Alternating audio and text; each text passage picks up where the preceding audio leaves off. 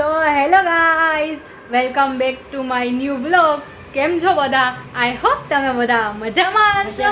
અને હા yes guys, તમે બધા પણ મજામાં હશો. અને આ માતાશ્રી પણ આજે મજામાં છે, રોજની છે.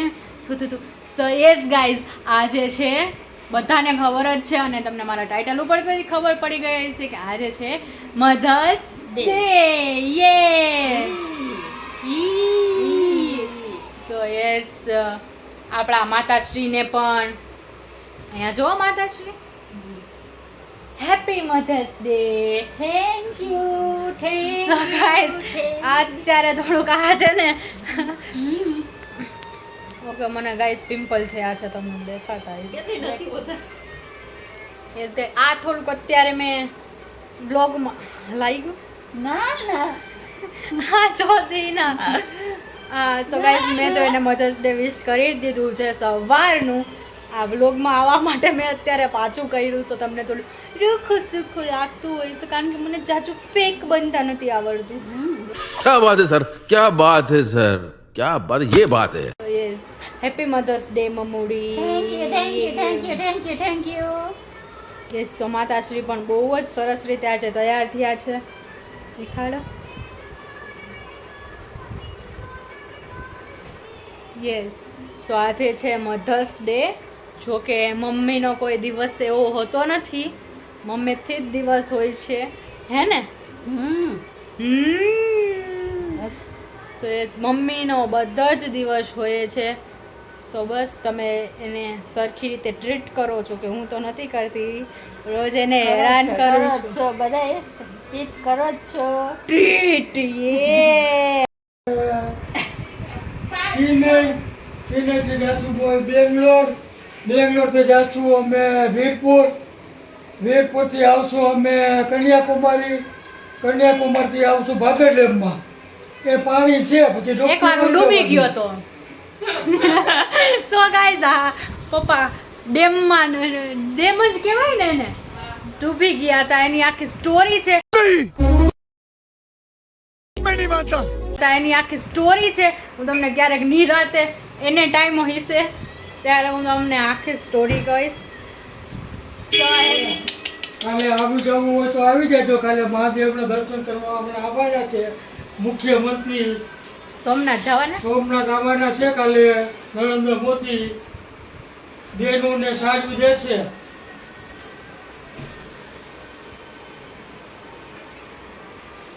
સો ગાઈઝ, એનું પતી જાય પછી હું મારું બોલવાનું ચાલુ કરું.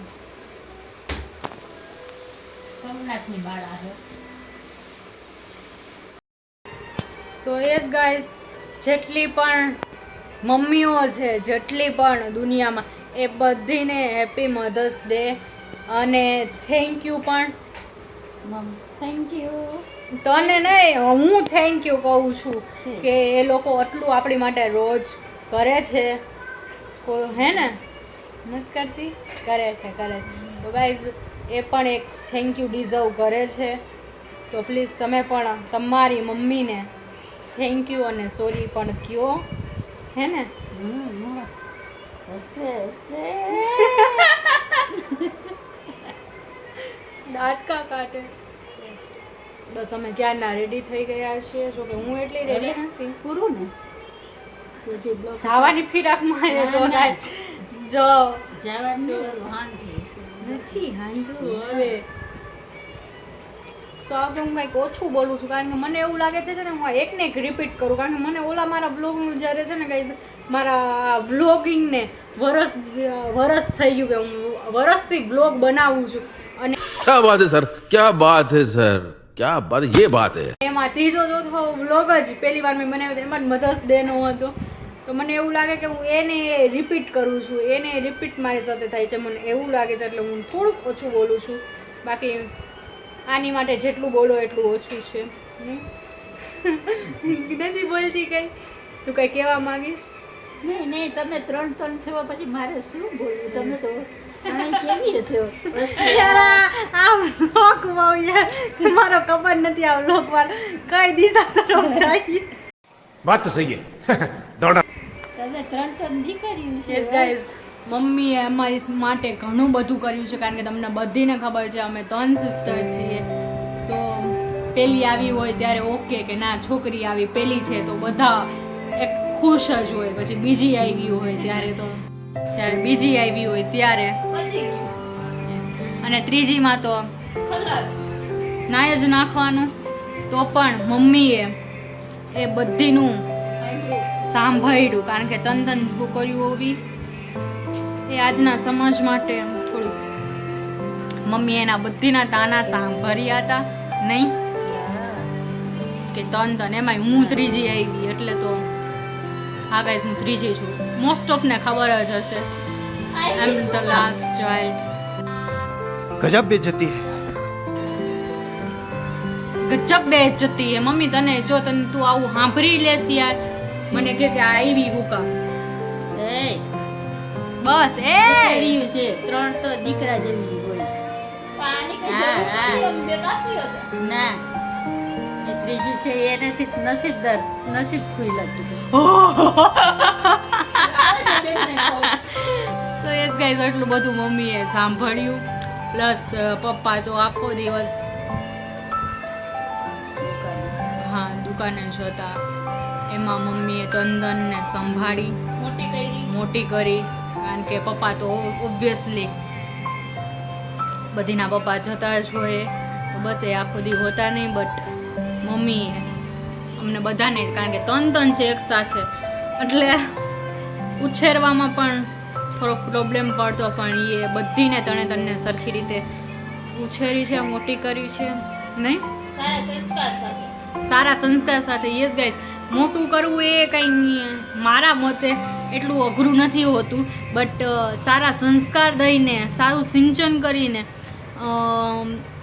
છોકરાઓને રાઈઝ કરવા રેઝ કરવા. મને ખબર જ હતી બોલશે જ એટલે જ ઊંચાઈ કરીને રાઈઝ બોલી હતી. ભણાવ્યા હા કોલેજ કરી.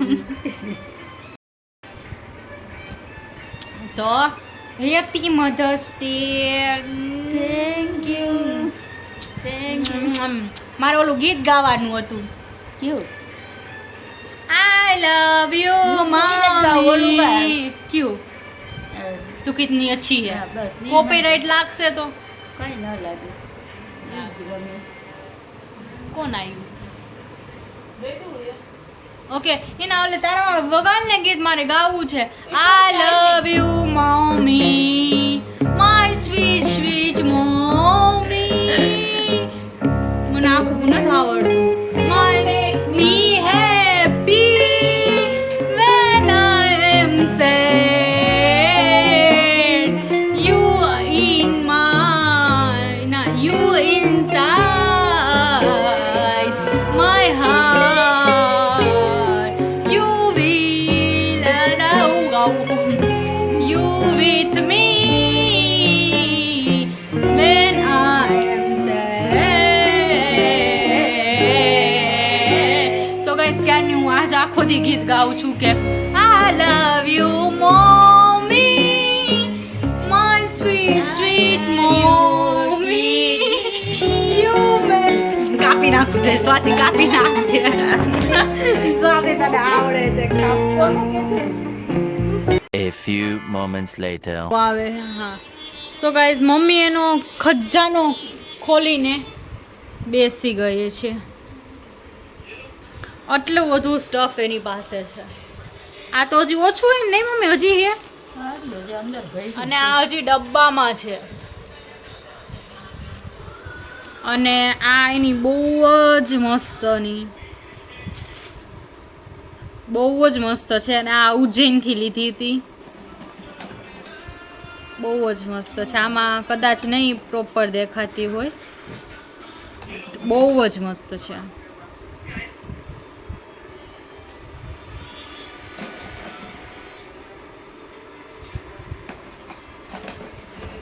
અને હજી એનું સ્ટફ કાઢે જ છે, કારણ કે લાભુબેન થાય છે રેડી થઈ જા પછી તમને મળીએ. ખજાનો પછી એક દી મમ્મીનો દેખાડશું તમને. પથરી કે આ જો ગાઈસ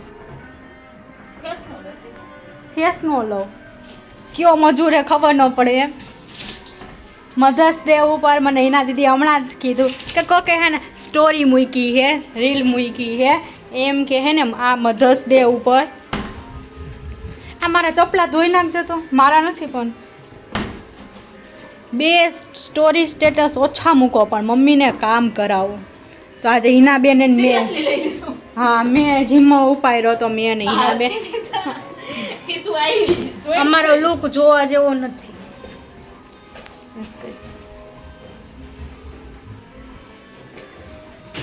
તો બસ એ સફાઈ કરે છે ને લાભુબેન ને થોડું બેન જો લાગે અને પાછળ મારા પપ્પા જો.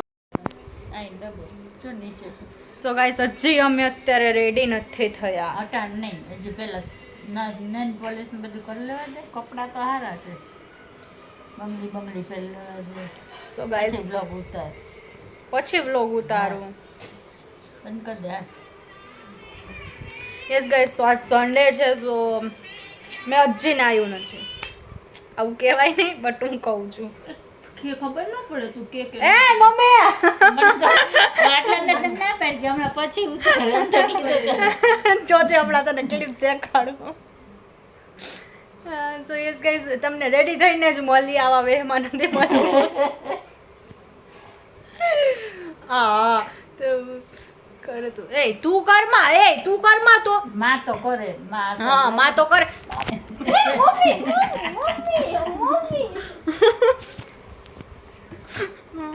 આ શું કરે હે? મેં તો એડે નથી આ અહીંયા કોને આઈડું? મારા વાળ કોને વીખી નાખ્યા? તો કોણ પડી જાય મસ્તી કરવા. આ ના તો કીધી કરે ને પાછી કે મસ્તી કરમાં. ક્યાં જાવું એ? હા કરવા જ કર નાખો, હાથે કરલો. ના કરી દઉં છું. ગાઈસ તમને ખબર નથી પણ મેં હિના દીદીને આજે બપોરે ખૂબ લમધાર્યા. કોટ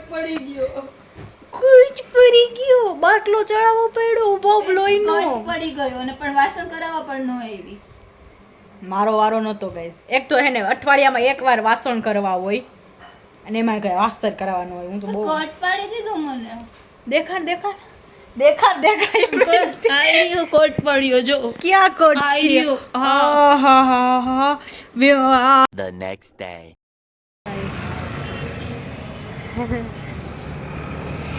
શું કરે છે? કેમ બે લીધું ઢોરાણું? ક્યાં ઢોરાનું? બે લીધી કા? ઇડલી એકમાં જ લીધી, આમાં નો લીધી. હાલ આવતી રહે.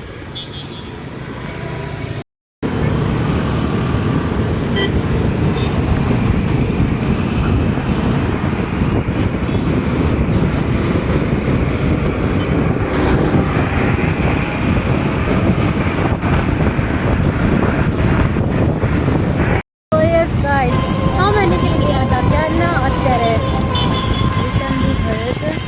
થોડાક કામ હતા એ પતાવવાના હતા અને અને મારો અવાજ ઓછો જ આવતો હોય છે કારણ કે એક તો બહાર છીએ પ્લસ શરદી છે. સો બસ મારે ખાલી ઇન્ફોર્મ કરવું હતું.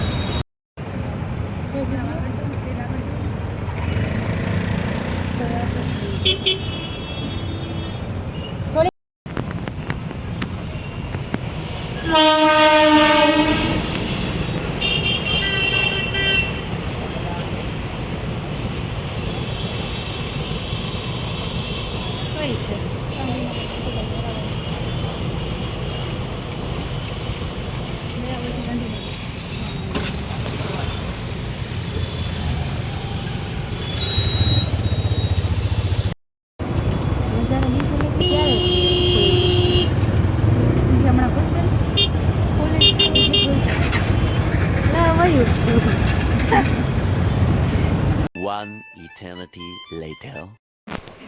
હે હા તો અત્યારે ગાઈઝ આવી ગયા અમે ઘરે. વાગ્યા છે 12:30. આજ વહેલા નીકળ્યા હતા તો વહેલા આવ્યા છીએ. પ્લસ બધું બકાલું લેવાનું હતું. મમ્મી કેરી દેખાડ ને. કેરી બી લેવાની હતી. Ignore the mess guys. હા સો ઊભી રહેજો. હા સો ગાઈઝ સિઝનને પહેલી નથી ખાતા, કેટલા બધી ખાઈ ચૂક્યા છીએ. અને પ્લસ તમને લોકો બધાને ખબર છે અમે ગીર ગયા હતા, ત્યાંથી પણ ગીરની સ્પેશિયલ કેરી લઈને જ આવ્યા હતા. એ તો કેદીનું ખવાઈ ગયું. આવ્યા એના 2-3 દીમાં જ શાક. તો બસ આ બીજી લઈ આવ્યા, બધું લેવાનું હતું. આમાં હું વોઇસ 100 થી 150% કરી નાખીશ, કારણ કે મારો વોઇસ અત્યારે 80% છે. ખોયા કાં ખોયા હતા તું? એ બાજુ કાળું આવે, એ બાજુ લાઈટ નથી. આય રે અવળી મોટી લાઈટ એસ ગાઈસ. મને શરદી હજી કન્ટિન્યુ છે, જોકે થોડીક ઓછી થઈ જ.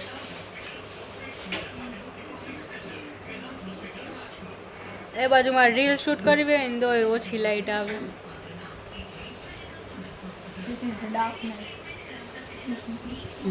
આ બધું ઉતારેલું મૂકવાનું છે, મારે સ્ટોરેજ નથી આપતું, મારે ખાલી કરવું પડશે સ્ટોરેજ. 1 GB જગ્યા છે કે નહીં, મારે ડાઉનલોડ બધા એપિસોડને બધું થયું. સો અત્યારે મેં મારો લુક બી નહોતો આજે દેખાડ્યો, કારણ કે સવારમાં બહુ જલ્દીમાં ગયા હતા. હે 40ના 4 દિવસ નહીં ખૂટે.